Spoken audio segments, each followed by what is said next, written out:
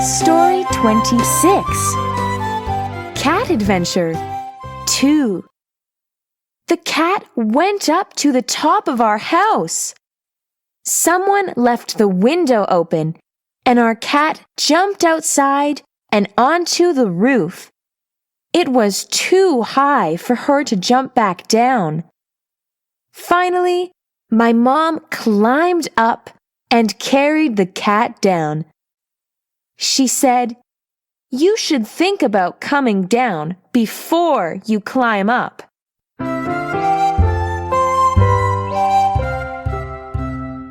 Think about coming down before you jump up.